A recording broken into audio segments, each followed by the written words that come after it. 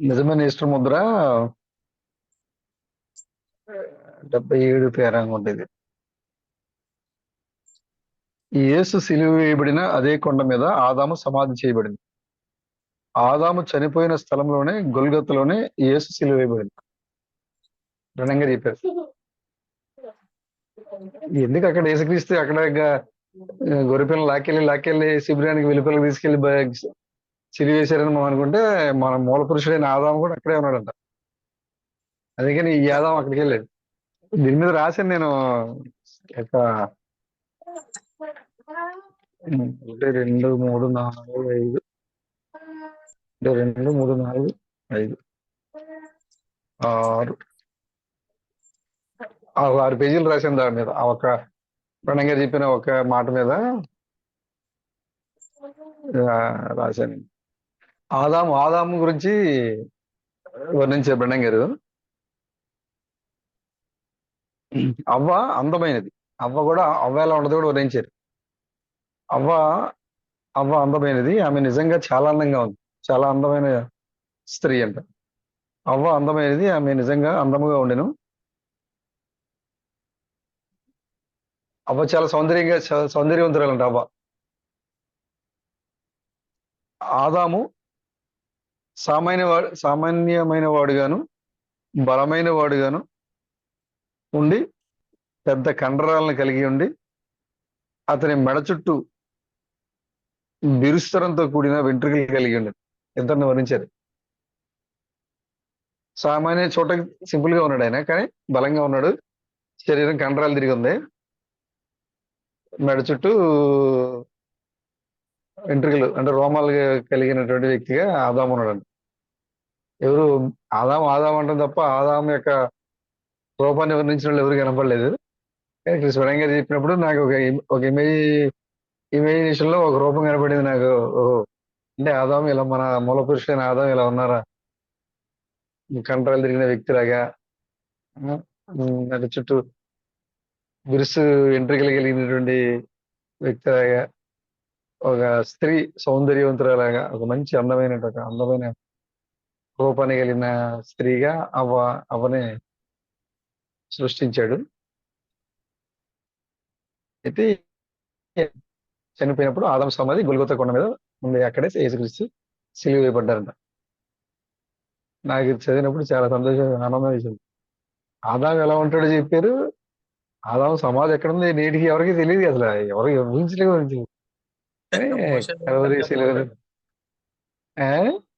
మోషే గారు కూడా ఎక్కడ ప్రస్తావించలేదు. లేదు, తెలియదుగా. మోషకి కూడా తెలియదు ఎక్కడ ఉందో. మోషకి కూడా తెలియదు ఎక్కడ ఉందో. చూసుకోవడంగా చెప్పారు. అంటే దాన్ని ఒక కవి గురించి పోయేమో ఏదో ఉందని చెప్పి ఒక అతను రచయిత రాశాడు ఇలాగా. అది నిజమే అనుకుంటా చెప్తున్నారు. దేవుడు అందరికి జీవాన్ని ఇస్తారు. దేవుడు ఈయన ఈ గడియలో దేవుడు తన సందేశాన్ని పంపించారు అని చెప్పినప్పుడు వారి యొక్క పేర్లు జీవ గ్రంథంలో రాయబడతాయి. ఎవరైతే ఆ కాలంలో బయలుపరచబడిన వాక్యాన్ని అంగీకరిస్తారో వాళ్ళ పేర్లు జీవ గ్రంథంలో రాయబడతాయి. అంగీకరించిన వాళ్ళందరి పేర్లు రాయబడతాయంట. ఎవరైతే ఆ కాలంలో వర్తమానం అంగీకరిస్తారో వారందరి పేర్లు రాయబడతాయి. ఆ క్రమంలోనే ఇస్కరియోతు యూదా పేరు కూడా జీవ గ్రంథంలో రాయబడింది. అందుకోసమే వాళ్ళందరూ కూడా యేసుక్రీస్తు పంపినప్పుడు తిరిగి వచ్చి, ప్రభా నీ నామంలో దెయ్యాలు వెళ్ళగొట్టడం, నీ నామంలో అది చేస్తాం, ఇది చేసాం, నీ నామం బాగా ప్రభావం కలిగిందని చెప్పినప్పుడు ఆయన, మీరు దీనికే సంతోషపడుతున్నారా, మీ పేర్లు పరలోకంలో రాయబడి ఉన్నాయని చెప్పారు. అంటే ఏదో పేరు కూడా జీవ గ్రంథంలో రాయబడి ఉంది. కానీ మిగతా వాళ్ళకి యోధాకి తేడా ఏంటంటే, యోధ ఇక్కడ ఏం చెప్తున్నారంటే, యోధ తన స్వాస్థ్యాన్ని అమ్మేసుకున్నాడు. లోక సంబంధమైన కార్యాల కోసం తన స్వాస్థ్యాన్ని అమ్మేసుకున్నాడు. తన స్వాస్థ్యాన్ని అమ్మేసుకోవడం వల్ల యోధ జీవగ్రంథంలో పేరుని కోల్పోయాడు. జీవగ్రంథంలో రాయబడిన పేరు కొట్టివేయబడింది. అలాగే ఇప్పుడు కూడా ఎవరైతే ఈ గడిలో దేవుని వాక్యాన్ని తెలుసుకొని సరైన మార్గంలో దేవుడు ఈ మార్గంలో ఉన్నారు అని ఎవరైతే ఆ మార్గంలోకి వస్తారో వారి పేర్లు జీవగ్రంథంలో రాయబడుతున్నాయి. ఎవరైతే తమ స్వాస్థ్యాన్ని అమ్ముకోకుండా కాపాడుకోగలుగుతారో వారి పేర్లు అలాగే ఉంటున్నాయి. ఎవరైతే స్వాస్థ్యాన్ని అమ్ముకుంటున్నారో యోధాలాగా వారి యొక్క పేర్లు జీవ గ్రంథంలో తీసివేయబడతాయి. వాళ్ళు ఉద్యోగంగా పాటలు పాడొచ్చు, ఉద్యోగంగా ప్రసంగాలు చేయొచ్చు, ఉద్యోగంగా వాళ్ళు ఈ లోకానికి కనబడొచ్చు. కానీ వారి యొక్క స్వాస్థ్యాన్ని చివరి నిమిషంలో వారి స్వాస్థ్యాన్ని వాళ్ళు అమ్మేసుకుంటారు. ఏదో ఒక రూపంలో, ఏదో ఒక స్థితిలో వారి యొక్క స్వాస్థ్యాన్ని అమ్మేసుకుంటారు. అప్పుడు ఇస్కరియోతు యూదాలు అప్పుడు బయటకు వస్తారు. అప్పటిదాకా అందరూ విశ్వాసులు మాదిరిగానే ఉంటారు. అప్పగించబడి రాత్రి వరకు యూదా సంఘంలో ఉన్నాడు. క్రీస్తు సంఘంలోంచి వెళ్ళిపోయారు. సాతాను సంఘంలోంచి వెళ్ళిపోయింది. క్రీస్తు సంఘంలోంచి వెళ్ళిపోయారు. సాతాను సంఘంలోంచి వెళ్ళిపోయింది. క్రీస్తు సంఘంలో ఉన్నంతసేపు వాడు సంఘంలోనే ఉన్నాడు. వాడు స్వాస్థ్యాన్ని అమ్మేసుకున్నాడు అని ఎప్పుడు తెలిసిందంటే, వెళ్ళి తలకిందులుగా కింద పడి పొట్ట పగిలి చనిపోయినప్పుడు ఆ తనున్న చోటికి వెళ్ళిపోయాను అని బైబిల్ ఎక్కడైతే లోకస్వార్తలో రాయబడిందో దాన్ని తీసుకుని క్రిస్పణంగా చెప్పారనమాట. యోధా పేరు జీవగ్రంథంలో రాయబడింది, కానీ యోధ తన స్వాస్థ్యాన్ని అమ్మేసుకున్నారు. అలాగే ఇప్పుడు కూడా జీవగ్రంథంలో పేర్లు రాయబడిన వారు ఈ భూమి మీద ఉన్నారు. వారు భక్తి గలవారికి కనపడుతూ ఉన్నారు. వాళ్ళు క్రీస్తుతోనే ఉంటారు, వాళ్ళు సంఘంలోనే ఉంటారు. కానీ చివరికి వారు వారి యొక్క స్వాస్థ్యాన్ని వాళ్ళు అమ్మేసుకుంటారు. కోల్పోవటం కాదు, కోల్పోవడం అంటే పోగొట్టుకోవటం. కానీ యోధ పోగొట్టుకోలేదు, అమ్మేసుకున్నాడు. తన స్వాస్థ్యాన్ని అమ్ముకున్నాడు. అలాగే ఇప్పుడు సంఘంలో ఉన్న వాళ్ళు కూడా ఎక్కువ మంది తమ స్వాస్థ్యాన్ని వాళ్ళు అలాగే అమ్ముకుంటారు. వాళ్ళు పేర్లు కలిగిన వాళ్ళుగా ఉంటారు, సంఘంలోనే ఉంటారు, భక్తిపరులుగానే ఉంటారు, పాటలు పాడతారు, ప్రసంగాలు చేస్తారు, అన్ని బాగానే ఉంటాయి. కానీ చివరి నిమిషంలో వాళ్ళు సంఘం వెళ్ళిపోయే ముందు క్రీస్తు వెళ్ళిపోతారు. వాడు నిజ స్వరూపం బయటపడద్దు, వాడు కూడా సంఘంలోంచి వెళ్ళిపోతాడు, బయటపడద్దు అని చెప్తున్నారు కృష్ణ గారు. ఇవన్నీ చూసినప్పుడు ఈ మరి ఎవరు విశ్వాసులు, ఎవరు అవిశ్వాసులు, ఎవరు ప్రార్థన చేస్తున్నారు, ఎవరు యథార్థంగా ఉంటున్నారు, దేవుని కోసం ఎవరు నిలబడగలుగుతారు, లోక సంబంధమైన వాటి కోసం దేవుని యొక్క స్వాస్థ్యాన్ని అమ్ముకునే వాళ్ళు ఎవరు, దేవుని యొక్క స్వాస్థ్యాన్ని కాపాడుకునే వాళ్ళు ఎవరు, తమ ప్రాణాలను పెట్టి స్వాస్థ్యాన్ని కాపాడుకున్న అపోస్తులు వంటి ఉజ్జీవాన్ని కలిగిన వారు. ఇప్పుడైతే ప్రాణం పెట్టాల్సిన అవసరం లేదు, కానీ స్వాస్థ్యాన్ని అమ్ముకోకుండా ఉంటే చాలు. దేనికోసం? లోక సంబంధమైన కార్యాల కోసం, వ్యభిచారం కోసం, డబ్బు కోసం, పేరు కోసం, ప్రఖ్యాతుల కోసం, ఆడంబరాల కోసం జీవాన్ని నమ్ముకునే వారి మధ్యలో మనం ఉన్నాం. స్వాస్థ్యాన్ని నమ్ముకునే వారి మధ్యలో మనం ఉన్నాం. మన పక్కనే ఉన్నారు, మనతో పాటు వాళ్ళకి మన పేరు గ్రంథంలో ఉంది, వాళ్ళ పేరు గ్రంథంలో ఉంది. కానీ పెళ్లి కుమార్తె ఎత్తబడిపోతుంది, వాడు తన స్వరూపాన్ని తీసుకుని వాడు సంఘం నుంచి బయటకు వచ్చేస్తాడు. ఇప్పుడు అదే కండిషన్ లో ఉంది సంఘం. ఇప్పుడు క్రీస్తు సంఘంలోంచి వెళ్ళిపోబోతున్నారు. ఎలా అంటే పెళ్లి కుమార్తె రూపంలో ఉన్న క్రీస్తు సంఘంలోంచి మరణం లేకుండా ఆ మహామోహన్ యొక్క కుడిపార్శ్వ ముందు ఆసీనుడు అవబోతున్నాడు. ఆయన సంఘంలో ఉన్న సాతాను వాడి యొక్క నిజ స్వరూపాన్ని చూపించి వాడు డబ్బే వాడి ప్రధాన లక్ష్యం, పేరు వాడి ప్రధాన లక్ష్యం, హోదా వాడి ప్రధాన లక్ష్యం. చూడండి, అంతమంది ఉన్నా కూడా యోధాకి ట్రెజరీ పోస్ట్ ఇచ్చారు సంఘంలో, ఖజానాదారుడు యోధ. ఎందుకంటే బాగా చదువుకున్నాడంట. అక్కడ ఉన్న 12 మంది శిష్యుల్లో ఇతను చదువుకున్నవాడు, జ్ఞానవంతుడు, డబ్బులు ఎలా మేనేజ్ చేయాలో ఫైనాన్స్ డిపార్ట్మెంట్ బాగా తెలిసినాడు, ఆర్థిక శాస్త్రాన్ని పట్టుకున్నాడు. వచ్చే సందాలని కానీ వచ్చే డబ్బులు కానీ ఎలా ఖర్చు పెట్టాలి, ఎంతెంత ఖర్చు పెట్టాలి, ఎక్కడ ఏం చేయాలని అన్నిటికీ తెలిసినటువంటి జ్ఞానం కలిగిన వాడు కాబట్టి, చదువుకున్నవాడు కాబట్టి ఖజానాదారుడి మీదగా నియమించాడు. ఆ డబ్బుతోనే పోయాడు. చివరికి ఆ డబ్బుతోనే పోయాడు. పైగా పేరు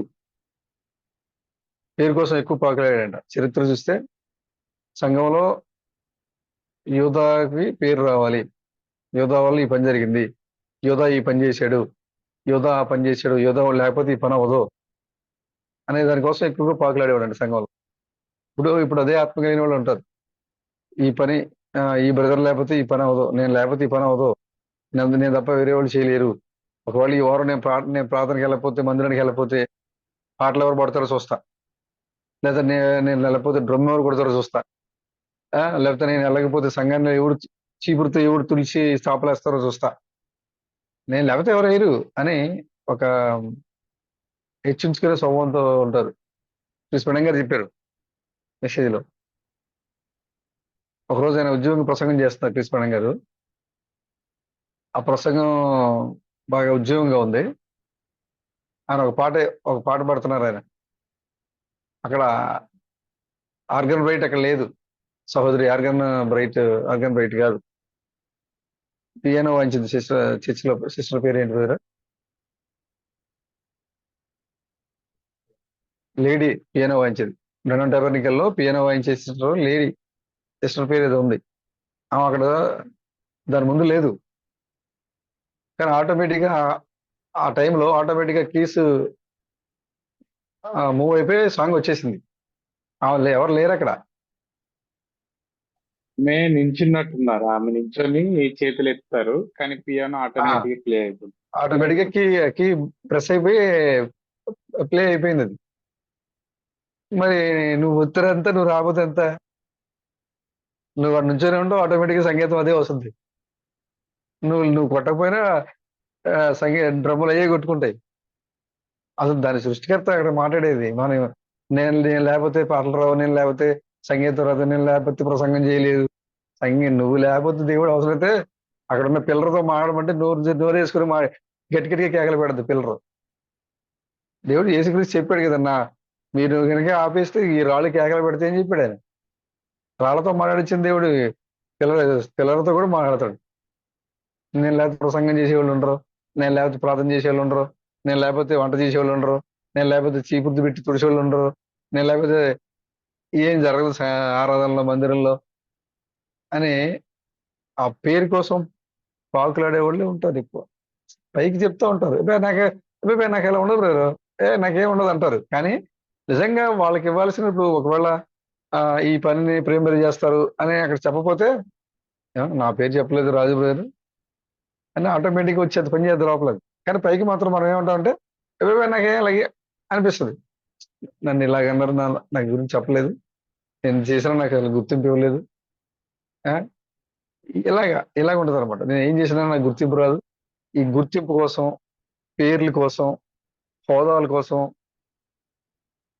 ఇస్కరియోతు యూదా తన జీవితం మొత్తం పోరాటం చేసేది. ఇప్పుడు సంఘంలో ఉన్న వాళ్ళు కూడా వాటి కోసం పోరాటం చేస్తారు. వాళ్ళు ఎవరంటే స్వాస్థ్యాన్ని అమ్ముకునేవాళ్ళు. వాళ్ళు స్వాస్థ్యాన్ని కాపాడుకునే వాళ్ళు అన్నిటిలో త్యాగం చేసి ఉంటారు, అన్నింటిలో విధేయతగానే ఉంటారు. వాళ్ళు వాక్యం కోసం నిలబడతారు, దేవుడి కోసం నిలబడతారు. ఒకవేళ సంఘంలో సరైన గుర్తింపు లేకపోయినా కూడా వాళ్ళు దానికి తీసుకోవడానికి వీళ్ళు వెనకాడతారు. లేదు ఒకవేళ బలవంతంగా తీసుకొని పోయారు అని చెప్పినా కూడా వాళ్ళు దాన్ని తీసుకోవడానికి అంతగా ముందుకు రారు వాళ్ళు.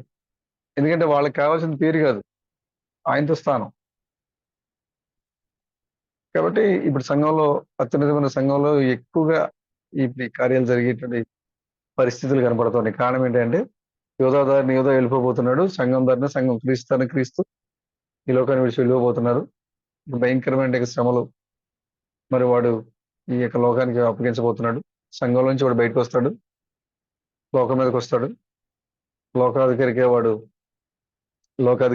వాడి పేరు. ఆ టైంలో లోకాధికారి వాడి పేరు. యేసుక్రీస్తు ఉన్నప్పుడే లోకాధికారి వాడు, కానీ వాడికి సంపూర్ణమైన అధికారాన్ని దేవుడు ఇవ్వలేదు. ఎందుకంటే అడ్డగించే వాళ్ళు కొంతమంది భూమి మీద ఉన్నారు కాబట్టి. పౌలు గారు చెప్పినట్లుగా తెస్సలోనికీ పత్రికలో పౌలు గారు చెప్పినట్లుగా పూర్తిగా వాడికి ఈ లోకం మీద అధికారం, వాడు లోకాధికారి కానీ పూర్తిగా అధికారాన్ని ఇవ్వలేదు దేవుడు. ఎందుకంటే దేవుని బిడ్డలు ఈ భూమి మీద ఉన్నారు కాబట్టి వాడికి పూర్తి అధికారం ఇచ్చేస్తే వాడు ఎక్కడైతే దేవుని బిడ్డలు ఉన్నారో వాళ్ళ హింసలకు పాలు చేస్తాడు. కానీ దేవుడు తన బిడ్డలకి హింసలు పాలు చేయడానికి ఆయనకి ఇష్టం లేదు. ఎందుకంటే ఆయన ఆ బిడ్డలకు పడే హింస, వాళ్ళు పడాల్సిన నింద, వాడు పడాల్సిన మరణము, అవమానాలు, శిక్ష అన్ని ఆయన సిలువలో భరించాడు ఆయన. కాబట్టి మరలా రెండోసారి వాళ్ళ మీద శిక్ష వేయటానికి దేవుడికి ఇష్టం లేదు. కాబట్టి ఒక వ్యక్తికి తీర్పు తీర్చిన తర్వాత దేవుడు మరొకసారి ఆ వ్యక్తి పైన నేరం మోపడు. కాబట్టి దేవుడు లోకాధికారిగా ఉన్న శాతానికి ఈ లోకాన్ని పూర్తిగా అప్పగించలేదు. ఎందుకంటే పెళ్లి కుమార్తె భూమి మీద ఉంది కాబట్టి వాడు లోకాధికారి, కానీ అన్నిటి మీద హక్కు లేదు వాడికి.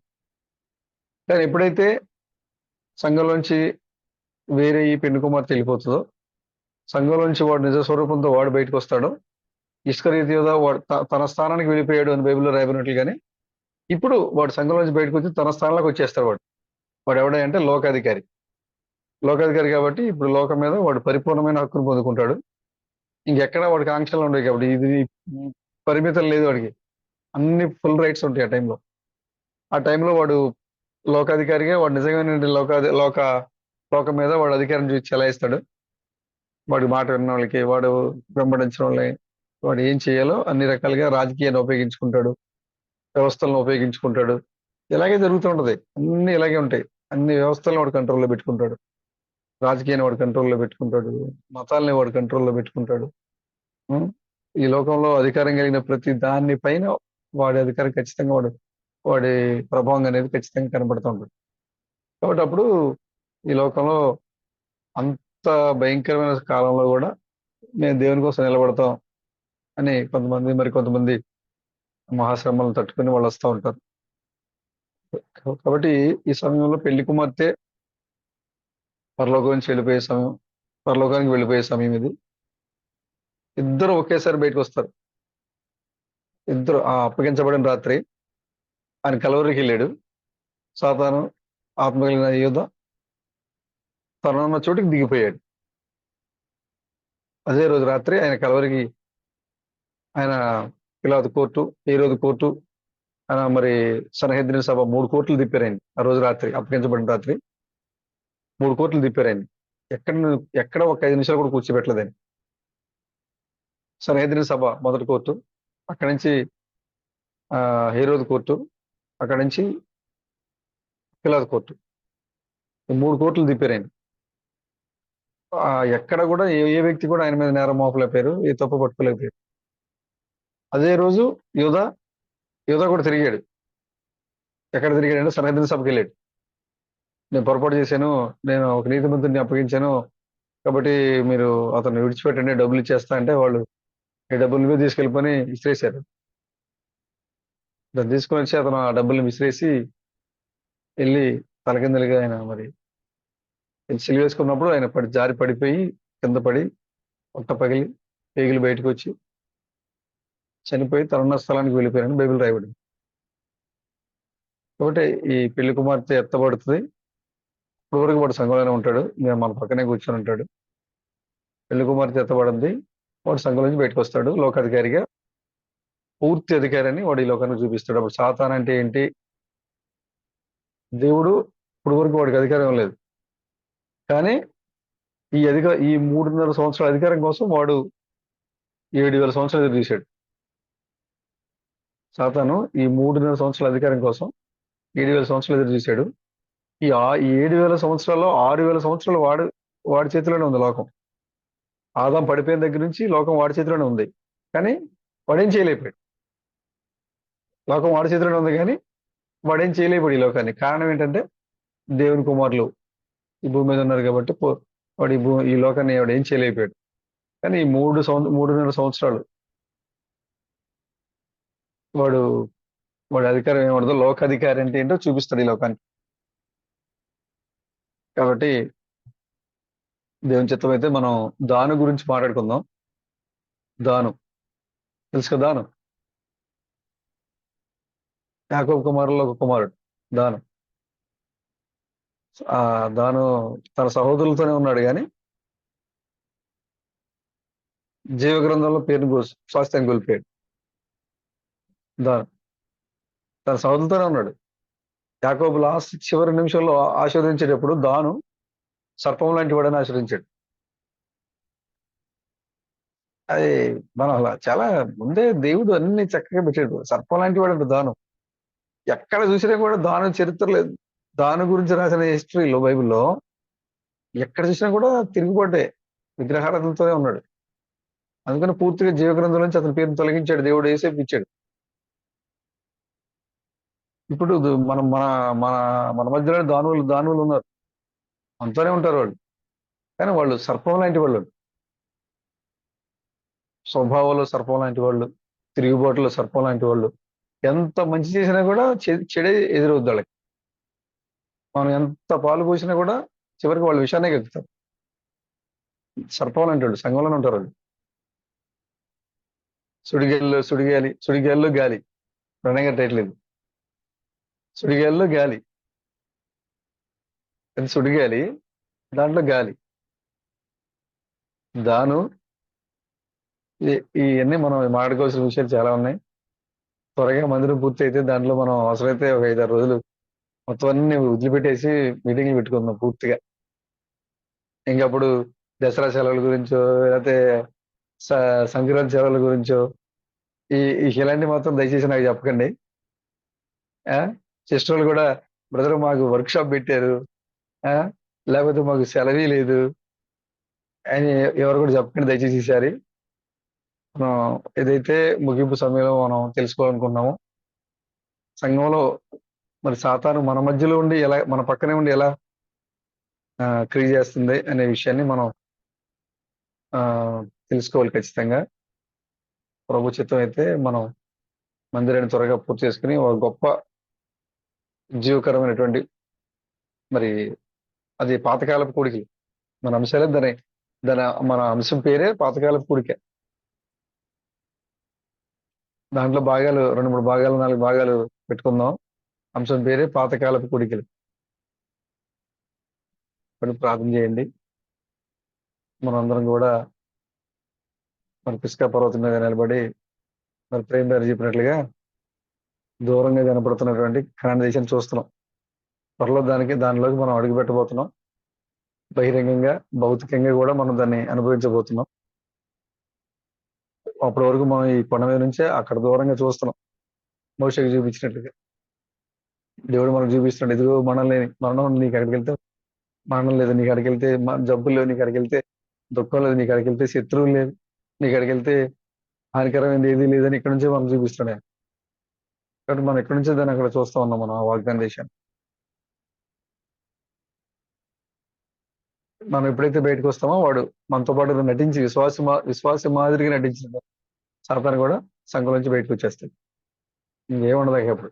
సంఘంలో దేవుడు లేడు, దెయ్యం లేదు. దేవుడు వెళ్ళిపోయాడు, దెయ్యం కూడా వెళ్ళిపోయింది. మేడగదిలో మరలా పరిశుధాత్మ వచ్చేదాకా వాళ్ళ నిల్లండి ఖాళీ. చూడండి, అదే పరిస్థితి లోకానికి. వెలుగుమర్తి వెళ్ళిపోద్ది, అడ్డగించేవాడు ఈ లోకం నుంచి వెళ్ళిపోతాడు. ఇంకా వాడిని అడ్డగించేవాడు, లోకాధికారిని అడ్డగించేవాడు ఈ లోకంలో ఎవరు లేరు కాబట్టి ఇంకా వాడి నిజ స్వరూపం ఎలా ఉంటుందో వాడు చూపిస్తాడు ఈ లోకానికి. అన్ని వ్యవస్థల్ని జనాలు అనుకున్నట్లుగా ఊహించుకున్నట్లుగా ఏదో ఒక విగ్రహం వచ్చేస్తుంది, ఒక రోబో వచ్చేస్తుంది, లేదా ఒక స్త్రీ పోలిన ఒక రోబో వచ్చేసి అంత్యక్రీస్తుగా అదే ఉంటది అని అనుకుంటున్నారు. కానీ అలాగే ఉండదు. ఇప్పుడున్న ఈ వ్యవస్థలే, రాజకీయ వ్యవస్థలు, ప్రభుత్వాలు, మొత్తం మత సంస్థలు, ఈ వ్యవస్థలనే వాడు మేనేజ్ చేస్తాడు. తెలియకుండానే పశు యొక్క ముద్రకు లోనైపోతారు. ఆల్రెడీ ఈ లోకానికి పశు యొక్క ముద్ర పడిపోయింది. క్రీస్తు తామస్ యొక్క సందేశాన్ని తిరస్కరించినటువంటి ఈ లోకం మీద పశు యొక్క ముద్ర పడిపోయింది. అది బహిరంగంగా కనపడుద్ది ఆ రోజున. ఎవరెవరు కోల్పోయారు అనేది ఆ రోజు బహిరంగంగా ఈ లోకం చూడబోతుంది అనమాట. సంఘంలోంచి దేవుడు బయటకు వచ్చేస్తారు, సంఘంలోంచి దెయ్యము బయటకు వచ్చేస్తారు. ఇక దాంట్లో ఉన్న వాళ్ళకి ఏ ఉద్యోగం లేదు. ఇక మరలా మేడగది అనుభవం వచ్చేదాకా ఏమీ లేదు. ఇక మేడగదిలో ఏడ్చుకుంటూ వాళ్ళు ప్రార్థన చేయడం తప్ప ఏమీ లేదు. వాళ్ళు అడుగుతున్నారు, అయ్యా పేతురు, మరి 2 రోజులు అయిపోయిందిగా, సరిపోద్ది అనుకుంటే ప్రార్థన మనకి అని అడిగారంట. పేతురు చెప్పారంట, లేదు లేదు, నేను చెప్పే వరకు మీరు వేచి ఉండుడి అని చెప్పాడు ఆయన. కాబట్టి ప్రభు చెప్పేదాకా మనం ఇక్కడే ఉందాం. 3 రోజు వచ్చి అందరే అడుగుతున్నాడు, అయ్యా 3 రోజులు ఎందుకు వెళ్ళిపోదాం. 4 రోజు వచ్చి యాకోబు అడుగుతున్నాడు, అయ్యా వెళ్ళిపోదామా. 5 ఎంతమంది వచ్చి అడిగినా కూడా పేతురు ఒకటే మాట చెప్తున్నాడు, లేదు లేదు, మన పని ప్రార్థన చేయటమే, ఆయన వచ్చేదాకా, ఆయన చెప్పేదాకా ప్రార్థన చేయటమే. ఏ పరిశుధాత్మ కూడా లేదు వాళ్ళ పైన, వాళ్ళకేం తెలియదు. ఎందుకంటే క్రీస్తు వెళ్ళిపోయాడు సంఘంలోంచి క్రీస్తు వెళ్ళిపోయాడు. ఇంకా వాళ్ళు చేయాల్సింది ఏంటంటే మళ్ళీ క్రీస్తు ఎక్కడ రాకడ కోసం, క్రీస్తు దగ్గర సమాధానం కోసం ఇంకా చూడాలి. కాబట్టి 10 రోజుల తర్వాత ఒకసారి ఆకాశం నుంచి అగ్ని నాలుకలు విభజించుకుంటూ ప్రతి వారి యొక్క హృదయాల్లోకి వచ్చేసి, అప్పుడు ఎవరు సామర్థ్యం కల వాళ్ళు అన్ని భాషలు మాట్లాడుతూ మరలా ప్రభు గురించి వాళ్ళు నిలబడ్డారు. మరలా అదే జరుగుతుంది. శ్రమలు పడిన వాళ్ళు, నిందలు పడిన వాళ్ళు, అవమానాలు పడిన వాళ్ళు, ఈ వ్యవస్థల యొక్క ఒక బంధ హస్తాలు చిక్కుకొని పోయి సరిగా తిండి లేక, సరిగా స్వేచ్ఛ లేక, ప్రభుని ఆరాధించడానికి సరైన స్థలాలు లేక, ఆరాధిస్తే చంపేస్తారని వాడు ఉన్న చట్టాలని, వాడి వ్యవస్థలు వాడు లోబరుచుకుని వాడు ఏ విధంగా ఇవన్నిటిని తట్టుకొని వాళ్ళు నిలబడతారు. ఎందుకంటే ప్రార్థన చేయడం తప్ప వాళ్ళు చేయగలిగింది ఏమి లేదు. వాళ్ళు వెళ్ళి దూకి చచ్చిపోతామన్నా మరణాలు రాదు. ఏం చేయటం ఏమీ లేదు. వాళ్ళు ప్రార్థన చేయడం తప్ప చేసేది ఏమీ లేదు. కానీ వాళ్ళు వెయిట్ చేస్తారు. ఆ శ్రమల ఎవరినైతే తాడుకొని నిలబడుతున్నారో వారు ప్రభు యొక్క ఆత్మ పొందుకొని వాళ్ళు కూడా మరణాన్ని జయించి గొప్ప సైన్యం మరలా ప్రభు యొక్క సన్నిధికి అక్కడ కలిసిపోబోతున్నారు.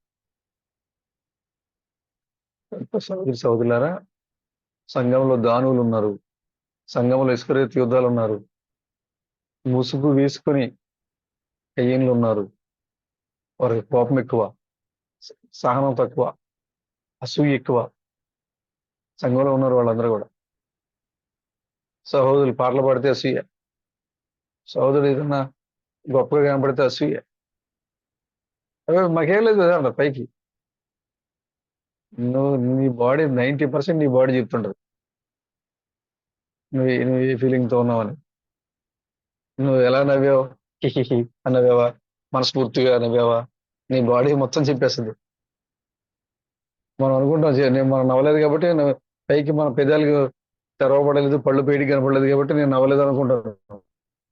కానీ నువ్వు నవ్వుతున్నావా, ఎగతాళి చేస్తున్నావా, అపహాసం చేస్తున్నావా, నీ బిహేవియర్ 90% చెప్పేస్తుంది. ప్రియమైన సహోదరులారా, సంఘంలో వీళ్ళందరూ పనిచేస్తున్నారు. కయీను ఆత్మ కలిగిన వారు ఉన్నారు, బిలామాత్మ కలిగిన వారు ఉన్నారు, మరి దాను ఆత్మ కలిగిన వారు ఉన్నారు, ఇస్కరియోతు యోద్ధాలు ఉన్న సంఘంలో ఉన్నారు. మరి ఒక్క పూట మరి తిండి కోసం స్వాస్థ్యాన్ని అమ్మేసుకున్న ఏ సేవలు ఉన్నారు. ఎవరో అంగీ చూసి, ఎవరో స్థితిని చూసి, ఇతను పరిశుద్ధుడైతే, ఇతను నీతిమంతుడైతే ఇతను ఎందుకు ఇలా ఉంటాడు అని వెళ్ళిపోయి సంఘాన్ని విడిచిపెట్టి వెళ్ళిపోయి దేమాలు ఉన్నారు. రాజు బ్రదర్ ప్రసంగం చేసేవాడికైతే రాజు బ్రదర్కి ఎందుకు వచ్చింది రోగం, రాజు బ్రదర్కి ఎందుకు వచ్చింది అనారోగ్యం, ప్రేమ బ్రదర్ విశ్వాస అయితే ఆయనకి ఎందుకు వచ్చింది దేవుడికి రాజు బ్రదర్కి సంబంధించిన విషయం అది. నువ్వు దాన్ని చూసి నువ్వు వెళ్ళిపోతే దేమ అయిపోతున్నావు. దేమాలు ఉన్నారు సంఘంలో, కయ్యన్లు ఉన్నారు సంఘంలో, స్వీపర్లు ఉన్నారు, పాపర్లు ఉన్నారు, బిలాములు ఉన్నారు. డబ్బు కోసం ప్రార్థన చేసేవాళ్ళు, ఆశీర్వాదం దేవుని యొక్క ఆశీర్వాదం డబ్బుల కోసం అమ్ముకునే వాళ్ళు ఉన్నారు. ప్రసంగాలు చేసేవాళ్ళు, లేదా పాటలు పాడేవాళ్ళు, లేదా డబ్బుల పైన పెత్తనం చేసేవాళ్ళు. ఇస్కరియోతు యోధాల సంఘంలో ఉన్నారు. దేవుడిని అప్పగించేటువంటి, దేవుడు పూర్తిగా బజార్లో పెట్టి అమ్మేసేటువంటి, ముద్దులు పెట్టి అమ్మేసేటువంటి, కొట్టి అమ్మటం కాదు, ముద్దులు పెట్టి అమ్మేటువంటి ఇస్కరియోతు యోధాల సంఘంలో ఉన్నారు. యేసుక్రీస్తు ఒక దెబ్బ కొట్టి నువ్వు అవతలకు పో అంటే అది అతను ఎంతో ఏదని ప్రేమించేవాడు ఆయన, కానీ ముద్దు పెట్టి అప్పగించి, అలాంటి పక్కనే ఉండి ముద్దు పెడుతున్నట్టుగా నటించేటువంటి యుద్ధాలు మన పక్కనే ఉన్నారు. దానువులు దేవుడు ఒక విధంగా ఆరాధన చేయమని చెప్తే మరొక విధంగా ఆరాధన చేసి సంఘాన్ని ఆరాధన క్రమాన్ని, దేవుడు చెప్పని క్రమాన్ని సంఘంలోకి నడిపించేవాళ్ళు ఉన్నారు. దానువులు వీళ్ళందరూ ఉన్నారు ఇప్పుడు సంఘంలో. అప్పుడైతే వాళ్ళ కాలంలో వచ్చారు. వాళ్ళు కయ్యను ఒక కాలంలో వచ్చాడు, దేమ ఒక కాలంలో వచ్చాడు, బిలాము ఒక కాలంలో వచ్చాడు. ఎవరి కాలంలో వాళ్ళు వచ్చారు. కానీ వాళ్ళందరూ కలిపి ఇప్పుడు అత్యున్నతమైన సంఘంలో ఉన్నారు. బిలాము ఒక్కొక్కళ్ళు ఈ క్యారెక్టర్స్ అన్ని ఉన్నాయి. ఒక మనిషిలో బిలాము ఉన్నాడు, ఒక మనిషిలో కయ్యను ఉన్నాడు, ఒక మనిషిలో దేమ ఉన్నాడు, ఒక మనిషిలో దాను ఉన్నాడు. ఈ క్యారెక్టర్లన్నీ చూపిస్తున్నారు. వాళ్ళ మధ్యలో మనం ఉన్నాం. కాబట్టి మన విశ్వాసాన్ని మనం మరి స్వాస్థ్యాన్ని నమ్ముకునే వారితో కాకుండా స్వాస్థ్యాన్ని కాపాడుకునే వారితో మన ప్రయాణం ఉండాలని దేవుడు మనల్ని ఆ విధంగా నడపాలని మీరు అందరూ కూడా ప్రభువుని అడగండి. పేరు కోసం, ప్రఖ్యాతుల కోసం, డబ్బు కోసం, ధనం కోసం, లేకపోతే ఇతరత్ర గొప్పల కోసం సంఘాన్ని నడిపించే వారి మధ్యలోంచి ఇప్పుడే అది కూలిపోయే బబులు ఉన్నది. ఇవన్నీ కూడా కూలిపోయే బబులోన్లు ఇవన్నీ కూడా. కాబట్టి మీరు ఇప్పుడే ఎంత వేగంగా పరిగెట్టి బయటికి రాగలరో అంత వేగంగా బయటకు వచ్చేయండి. ఇదేంటి బ్రదర్, మేము అత్యున్నతమైన సంఘంలో ఉన్నాం కదా బ్రదర్, మేము క్రీస్తు నామములో పాటలు పాడుతున్నాం బ్రదర్, ఆయన రెండో సారి గురించి పాటలు పాడుతున్నాం బ్రదర్ అని చెప్తున్నా, నువ్వు నీలో కయ్యను పని చేస్తున్నాడా, బిలాం పని చేస్తున్నాడా, దేమా పని చేస్తున్నాడా, దాను పని చేస్తున్నాడా, నువ్వు బబులోనే ఉన్నావు, అది కూలిపోయే బబులోను. కాబట్టి నువ్వు ఎంత వేగంగా నువ్వు పరిగెట్టి రాగలవో అంత వేగంగా నువ్వు పరిగెట్టి ఆ మహాబబులోను కూలిపోతుంది కూలిపోతుంది కూలిపోతుందని ఆ దూత కేక వేసినట్లుగానే ఇప్పుడు నీవున్న ఈ మహాబబులోను, వ్యభిచారం అనే మహాబబులోను, అబద్ధాలనే మహాబబులోను, అసూయ అనే మహాబబులోను, వాక్య వ్యతిరేకం అనే మహాబబులోను, దేవుని మీద తిరుగుబాటు అనే మహాబబులోను, ఇవన్నీ కూడా కూలిపోబోతున్నాయి. కాబట్టి సియోను కుమార్తె నీ యొక్క నడికట్లను విప్పుకొని ఎంత వేగంగా నువ్వు బయటికి రాగలవో అంత వేగంగా నువ్వు అందులోంచి బయటికి రావాలని క్రీస్తు నామం పేరట మిమ్మల్ని అందరినీ కూడా నేను హెచ్చరిక చేస్తాను. ఏమాత్రం ఆలస్యం చేయొద్దు. ఒకవేళ దేవుని యొక్క హెచ్చరికకి లోబడకపోతే ఇక తీర్పు పండుగ తప్ప వేరొకటి లేదు. ఇప్పుడు ప్రియమైన సహోదరులారా, సంఘంలో ఉన్నటువంటి దేమాల నుంచి, బిలాముల నుంచి, దానుల నుంచి, కయ్యేనుల నుంచి మీరందరూ కూడా వేరుపడండి. ఈ క్యారెక్టర్లు అన్ని, మల్టిపుల్ క్యారెక్టర్ అన్ని కూడా ఒక పర్సన్లో ఉంటాయి. ఒక్కొక్కళ్ళు ఒక క్యారెక్టర్ కలిగి ఉండొచ్చు. ఇక టాలెంట్ ఉన్న వాళ్ళు అయితే అన్ని క్యారెక్టర్లు చూపిస్తారు. ఇంకా వాళ్ళు బాగా టాలెంట్ అనమాట. కాబట్టి జాగ్రత్తగా మీ విశ్వాసాన్ని కాపాడుకోండి. స్వాస్థ్యాన్ని విక్రయించుకునే వరకు మీరు ఉండొద్దు. నా పక్కనే ఉంటారు వాళ్ళు. ఇద్దరు ఒకేసారి సంఘం నుంచి బయటకు వచ్చేస్తారు. క్రీస్తు బయటకు వస్తారు, సాతాను కూడా బయటకు వస్తుంది. ఇప్పుడు సంఘంలో ఉన్నారు. క్రీస్తు ఎక్కడైతే ఉంటాడో వాడికి అక్కడే పని. క్రీస్తు లేకపోతే వాడికి పని లేదు అక్కడ. కాబట్టి క్రీస్తు వెళ్ళిపోయాడు, వాడు వెళ్ళిపోయాడు. ఇప్పుడు క్రీస్తు రూపంలో ఉన్న, వధువు రూపంలో ఉన్న క్రీస్తు వెళ్ళిపోతారు, వాడు సంఘం నుంచి బయటకు వచ్చేస్తారు. లోకాధికారిగా వాడి నిజ స్వరూపం చూపిస్తాడు అనమాట. చూడండి, ఇక్కడ ఒక విషయం ఏంటంటే, వాడితో ఉంటే వాడు సంఘాన్ని విడిచిపెట్టేస్తాడు. ఇంకా అప్పుడు నీ పరిస్థితి ఎలా ఉంటుందంటే, క్రీస్తును విడిచిపెట్టావు, క్రీస్తు పరలోకం వెళ్ళిపోయింది, సంఘం ఎత్తుపడిపోయింది, వాడు నమ్ముకున్నావు, వాడు బయటకు వచ్చాడు. వాడు వెంబడించావు కాబట్టి వాడు బయటకు వచ్చాక అయ్యో నా సహోదరుడు నన్ను నమ్మాడు కాబట్టి నేను సొగసగ్గులు వేద్దాం అని చెప్పి అనుకుంటాడా? లేదు. వాడి మాట వినకపోతే వాడు ఎంత కఠినమైన పరిపాలన చేయగలడో అది ఒకరిలో కాదు, సమస్తానికి, లోకానికి మొత్తానికి చూపిస్తాడు. అప్పుడు చూడండి మన పరిస్థితి ఎలా ఉండదంటే, ఇటు పోయి ఇటు కాకుండా పోయినట్టే అయిపోతుంది. విశ్వాసాల మాదిరిగా నటించి వాడితో ఉంటే వాడి దగ్గర కూడా మనకి స్వేచ్ఛ లేదు.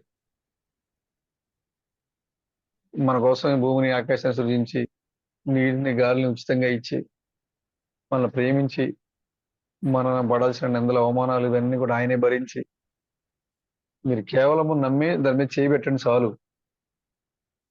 ఆ పస్కా బలి మీద ఎలాగైతే చేతులు పెట్టి వాళ్ళు ఒప్పుకునేవాళ్ళు, ఇప్పుడు కూడా అంతే. బలిపీఠం దగ్గరికి వచ్చి నువ్వు కూడా నీ కుడి చేతిని పైకెత్తి పస్కా అనే క్రీస్తు పైన నీ యొక్క చేతిని పెట్టి నువ్వు ఎప్పుడైతే నీ పాపాలు ఒప్పుకుంటున్నావో నువ్వు ఫ్రీ అయిపోయావు. నువ్వేం చేయక్కర్లేదు, నువ్వు బలవక్కర్లేదు. నీకోసం బలవడానికి ఆ గొర్రెపిల్ల అక్కడ నిలబడి ఉంది. అక్కడ కల్వరి శిలువలో అర్పించబడింది. అయ్యో అప్పుడే అయిపోయింది అనుకుంటున్నావేమో. కాదు. నువ్వు ఎప్పుడైతే నీ మనస్ఫూర్తిగా నువ్వు దేవునికి లోబడి నువ్వు పాపాలను అంగీకరిస్తున్నావో అప్పుడు నువ్వేం చేస్తున్నావు అంటే, ఆత్మీయంగా నువ్వు బలిపీఠం దగ్గర నడిపించుకొని నీ పాపాల కోసం క్రీస్తు అనే గొర్రెపిల్లని అక్కడ లాక్కొచ్చి, ఎలా లాక్కొస్తావో తెలుసా? తాడు కట్టి మరీ లాక్కొచ్చేవాడికి నువ్వు. ఆ గొర్రెపిల్లని తాడు కట్టి నువ్వు మరీ లాక్కొచ్చి బలిపీఠం దగ్గర నిలబెట్టి, ఆ రెండు కొమ్ముల మధ్యలో దాని తలపైన నువ్వు చేతులు పెట్టి నువ్వు నీ తప్పులన్నీ ఒప్పుకుంటున్నావు. ప్రభు నేను అది చేశాను, ఇది చేశాను, ఆ సహోదరుని ఇలా అన్నాను, ఈ సహోదరుని ఇలా చేశాను, అక్కడ దొంగ సొమ్ము తెచ్చాను, అక్కడ అబద్ధం వాడాను, ఇక్కడ ఇది చేశాను అని నువ్వు ఏదైతే పశ్చాత్తాపడుతున్నావో అప్పుడు ఏం జరుగుతుంది తెలుసా? అది నీ భౌతికంగా నీకు కనపట్లేదు. అది కానీ అక్కడ ఫిజికల్ గా వాళ్ళు ఏం చేశారు, ఇజ్రాయేలీలు స్పిరిచువల్ గా నువ్వు అదే చేస్తున్నావు. ఇక్కడ వాళ్ళు ఏం చేసేవాళ్ళు, సంవత్సరం అంతా వాళ్ళ ఇష్టంలో జీవించి వాళ్ళు పండగ రోజున గొర్రెపిల్లని తీసుకొచ్చి దాని మీద చేతులు ఉంచి వాళ్ళు తమ పాపాలు ఒప్పుకున్నప్పుడు వారి యొక్క పాపాలన్నీ కూడా గొర్రెపిల్ల మీదకి వెళ్ళినప్పుడు ఆ గొర్రెపిల్లని తీసుకెళ్లి బలిగా అర్పిస్తే వాళ్ళ పాపాలకు ప్రాయశ్చిత్తం కలుగుతుంది అక్కడ. అలాగే ఇప్పుడు మనం కూడా ఆత్మీయంగా మారు మనసు పొందడం అంటే అదే. మారు మనసు పొందడం అంటే ఏంటంటే ఈ లోక సంబంధమైన ప్రతి కార్యాలన్నీ విడిచిపెట్టి ప్రభు దగ్గర మనం ఒప్పుకోవడం మొదలు పెట్టాం. ప్రభు నేను వచ్చేసాను, అది చేశాను, ఇలా ఉన్నా, ఇలా అన్నాను, అలా ఉన్నాను, అది చేశాను, అలా జీవించాను, ఇలా జీవించాను అని మనం ఎప్పుడైతే ఒప్పుకుంటామో అక్కడ స్పిరిచువల్ గా ఏం జరుగుతుందంటే ఆ బలిపీఠం దగ్గర నువ్వు క్రీస్తు అనే గొర్రెపిల్లని అక్కడ నిలబెట్టి నీ చేతుల్ని ఆ గొర్రెపిల్ల యొక్క తల మీద పెట్టి నీ పాపాలన్నీ కూడా దాని మీద అప్లై చేస్తున్నాడు. అప్పుడు ఆ గొర్రెపిల్ల నీ కోసం వెళ్ళి అక్కడ బలిగా చేయబడుతుంది. స్పిరిచువల్ గా జరుగుతుంది ఇదంతా. ఇదంతా స్పిరిచువల్ గా జరుగుతుంది ఇది. కాబట్టి మనం చేయాల్సింది ఏంటంటే తగిన విధంగా మనం మారు మనసు పొందటం, మన పాపాలని, మన తప్పుల్ని, మనం చేసిన ప్రతి కార్యాన్ని మనం ఒప్పుకోలుగా మనం అంగీకరించినప్పుడు నీ కొరకు అర్పించబడిన ఆ గొర్రెపిల్ల ఆ బలిపీఠం దగ్గర నీ కోసం కేకలు పెడుతూ రక్తాన్ని గార్చి అవమానాల నిందలన్నీ కూడా ఆత్మే భరించి స్వేచ్ఛాయుతమైన జీవితాన్ని, మరణం లేని జీవితాన్ని, సంతోషకరమైన జీవితాన్ని, దేవునితో ముఖాముఖిగా కలిసి నిత్యము యుగయుగాలు ఆయనతో ఉన్న జీవితాన్ని, నిత్య జీవాన్ని, నిత్య జీవం అంటే కోల్పోని జీవం అని. నిత్య జీవం అంటే ఎన్నటికీ కోల్పోని జీవాన్ని మరి దేవుడు నీకు ఇవ్వడానికి సిద్ధంగా ఉన్నాడు ఆయన. కాబట్టి ప్రియమైనటువంటి సహోదరి సహోదరులారా, మన చుట్టూ ఉన్న కయ్యన్లు, మన చుట్టూ ఉన్న బిలాములు, మన చుట్టూ ఉన్నటువంటి దానులు, దేమాలు, మరి వాళ్ళ పాత్ర వాళ్ళు పోషిస్తుంటారు. అయినా మీరు పట్టించుకోవద్దు. తిమోతిలాగా, పౌలులాగా మీరు వాక్యం ఎందరూ నిలబడండి. దేమ వెళ్ళిపోయాడు కదా అని తిమోతి గడ్డంలో చేయబెట్టుకుని ఇదేంటి దేమ మంచోడు, మంచి విద్యావేత్త, మంచి వాక్చాతుర్యం కలిగిన వాడు, అవలేలుగా నలుగురితో మాట్లాడగలిగి సత్యాన్ని చెప్పగలిగేవాడు వెళ్ళిపోయాడు ఏంటి, మరి నేను కూడా వెళ్ళిపోతే బాగుంటుందా అని తిమోతికి ఎప్పుడు ఇంత ఆలోచన కూడా రాలా. అసలు ఎప్పుడు రాలా. అలాగే మనల్ని విడిచిపెట్టి వెళ్ళిపోయేవాళ్ళు, సంఘాలు విడిచిపెట్టి వెళ్ళిపోయాడు, దేవుని విడిచిపెట్టి వెళ్ళిపోయే వాళ్ళ గురించి మీరు నిజంగా తిమోతిలాగా ఉంటే కనుక మీకు ఎప్పుడు దాని గురించి మీకు చింత రాదు. నువ్వు ఒక్కడే ఉన్నా సరే, సంఘంలో నువ్వు ఒక్కడే ఉన్నా సరే, దేమాల గురించి వెళ్ళిపోయిన దేమాల గురించి అసలు నువ్వు ఆలోచి. నీతో పాటు ఉన్న పౌలు గురించి మాత్రమే చూస్తాం. పౌలు నాతో ఉన్నాడా లేదా, ఈ గడియ వర్తమానికుడు నాతో ఉన్నాడా లేదా, అదే మనకు కావాల్సింది. దేమ ఉన్నాడా, కయ్యన్ ఉన్నాడా, వీళ్ళతో మనకేం పని, వాళ్ళందరూ ఎక్కడ తెచ్చాడికి వెళ్తారు. కానీ ఈ కాలంలో వర్తమానికుడైన క్రీస్తు థామస్ మనతో ఉన్నాడా లేదా, ఆ వర్తమానంలో మనం ఉన్నామా లేదా, ఆ ఒక్కటే మనం పరిశీలన చేసుకోవాల్సింది. కాబట్టి ఎంత వేగంగా రాగలిగితే అంత వేగంగా మీకు మీ శక్తి కొలది అవసరం మీరు ఎంత పరిగెట్టగలరో అంత మీరు ఆ మహాబబులోని క్రియల్లోంచి మీరు పరిగెట్టి బయటికి రండి. దేవుడు అనగా క్రీస్తు ఈ యొక్క లోకం నుంచి వెళ్ళిపోబోతున్నాడు. లోకాధికారి ఈ లోకానికి కనబడబోతున్నాడు. ప్రియమైన సహోదరులందరికీ కూడా నేను ప్రేమతో హెచ్చరిక చేసేది ఏంటంటే జాగ్రత్తగా ఉండండి. మనం బయటికి కనబడేదంతా కూడా ప్రేమ అనుకో. సంఘంలో ఉన్న వాళ్ళందరినీ కూడా మరి విశ్వాసులైన మీరు అనుకోవద్దు. వాళ్ళతో మీ భక్తి జీవితాన్ని జాగ్రత్తగా కొనసాగించండి. మనం విశ్వాసంలో ఉన్నామా లేదా, వాక్యంలో ఉన్నామా లేదా అని పరిస్థితి చేసుకోవాల్సిన బాధ్యత ఖచ్చితంగా నీదే. వాక్యం ఏం చెప్పిందంటే గొర్రెపిల్ల వివాహ సమయం ఆసన్నమైంది, ఆయన భార్య తనకు తాను సిద్ధం చేసుకుంది. అంటే అర్థం ఏంటంటే నీ విశ్వాసాన్ని కాపాడుకునేటువంటి ఒక వాక్యాన్ని ఎదుర్కొనే బాధ్యత నీదే. ఎందుకంటే ఇక్కడ ఈ టేబుల్ మీద అన్ని రకాల వంటలు ఉన్నాయి. ఇక్కడ ఏది ఎవరికి తెలియదు. కాబట్టి నిన్ను బలపరిచే ఆహారం ఎక్కడ ఉందో, నీ పెళ్లి కుమార్తెగా ఏ ఆభరణం ధరించుకుంటే నువ్వు పెళ్లి కుమార్తెగా కనబడతావో ఆ ఆభరణం తీసుకొని ధరించుకునే బాధ్యత, పెళ్లి కుమార్తెగా సిద్ధం అయ్యేటువంటి బాధ్యత ఖచ్చితంగా నీదే. తన భార్య తనకు తాను సిద్ధపరచుకుని ఉన్నది, ఖచ్చితంగా అది నీదే. కాబట్టి జాగ్రత్తగా మీరు మీ ఆత్మీయ జీవితాన్ని కాపాడుకోండి. దేమాలతో మీరు వెళ్ళొద్దు. వాళ్ళు రేపేరుగా వాళ్ళు అంత ప్రార్థన చేసే వాళ్ళే ఇలా ఉన్నారేంటి, వాళ్ళ ఇంట్లో ఇది జరిగింది ఏంటి, దేమాల వాళ్ళు ఉంటారా బ్రదర్? లేరా మన మధ్య లేరా? ఖచ్చితంగా ఉంటారు బ్రదర్. నాకు చాలా అనుభవం ఉంది. ఇదేంటి ఇలాగ ప్రార్థన చేస్తాడు కదా, ఆయనకి ఇది ఎందుకు వచ్చింది? ఆ కుటుంబం ఇలా ఉంటారు కదా, వాళ్ళకి ఎందుకు వచ్చింది? రీజనింగ్ అనమాట. కారణం చూడొద్దు అసలు అని వాక్యం చెప్తుంది. కానీ దేమాకి అదే కాదు. ఈయనకి ఈ పౌలు గారు రెండంగీలు వేసుకుంటే ఈయనకి ఎందుకు, ఒక అంగి వేసుకుంటే బట్టలు వేసుకున్నాడు ఆయన. ఈ అంగిని చూసి పరలోకానికి వెళ్ళిపోయాడు ఆయన. ఎంత భయంకరమైన పరిస్థితులు సంఘాల్లో ఉన్నాయి చూడండి. కాబట్టి సోదరులు అందరూ కూడా మీ ఆత్మీయ జీవితాన్ని కాపాడుకోండి. ఎక్కడ కూడా మీరు మరి ఏ విషయంలో కూడా అన్నీ ఉన్నాయి. అసూయ ఉందా? కయ్యని గుర్తు చేసుకోండి. దేశదిమ్మరైపోయాడు. డబ్బు కోసం ప్రసంగం చేస్తున్నావా? బిలామును గుర్తు చేసుకోండి. చివరికి ఖడ్గం చేత నరకబడ్డాడు.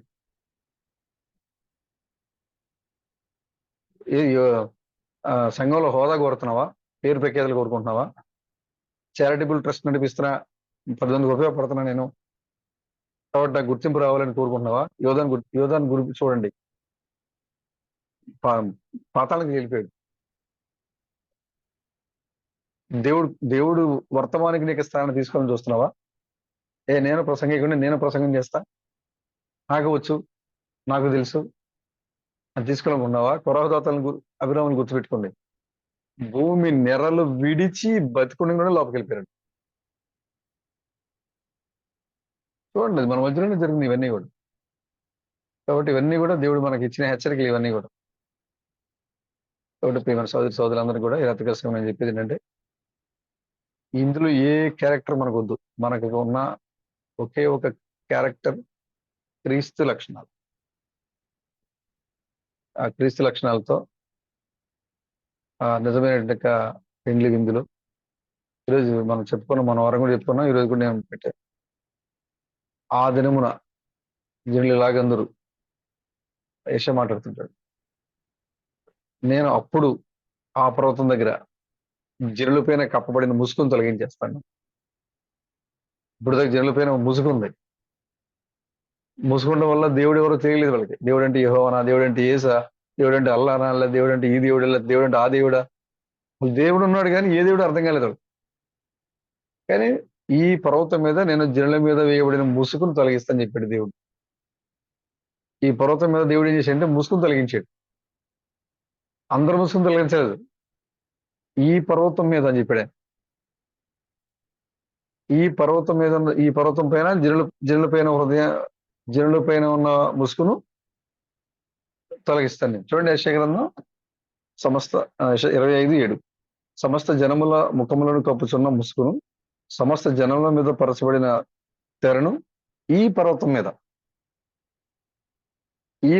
తీసేస్తాడు. అంటే ఈ పర్వతం అంటే the super church. Super church అంటే ప్రపంచంలో సూపర్ చర్చిలు చాలా ఉన్నాయి, కానీ ద రియల్ సూపర్ చర్చ్, నిజమైన ఏదైతే క్రీస్తు బృందం పేరు పెట్టారో, ఒక అత్యున్నతమైన సంఘం రాబోతుందని పేరు పెట్టారో, ఆ అత్యున్నతమైన సంఘంలో ఎవరైతే ఉంటారో వారి హృదయాల మీద, వారి ముఖాల మీద కప్పుచున్న ముసుగు, వారి హృదయాల మీద ఉన్న ముసుగుని ఈ పర్వతం మీద ఆయన తీసేస్తాడు. మిగతా ఏ సంఘంలో ఉన్న దేవుడు తీసేయట్లేదు, ఈ పర్వతం మీదే, ఈ సంఘంలో ఉంటేనే. చివరి వర్తమానికుడైన క్రీస్తు తామోస్ యొక్క నాయకత్వంలో నీవు ఉంటేనే ఈ పర్వతం మీద ఉన్న మనుషుల మీద ఉన్న, ఈ పర్వతం పైన ఉన్న మనుషులు వాళ్ళ హృదయాల పైన ఉన్న ముసుగు, వాళ్ళ హృదయాల పైన కప్పుచున్నటువంటి ముసుగును ఆయన తీసేస్తాడు. దాంతో పాటుగా ఎవరైతే ఈ పర్వతం మీద ఉన్నారో వారికి మరెన్నడూ ఉండకుండా మరణము మింగివేయును. ఈ పర్వతం పైన ఉన్న వాళ్ళకి మరణం లేదు, ఈ పర్వతం పైన ఉన్న వారి యొక్క హృదయాల పైన ముసుగు లేదు. అదేవిధంగా ఈ పర్వతం పైన ఉన్న వారి యొక్క ప్రతి ముఖం మీద బాష్ప బిందువులను కూడా దురిచేస్తున్నాడు ఆయన.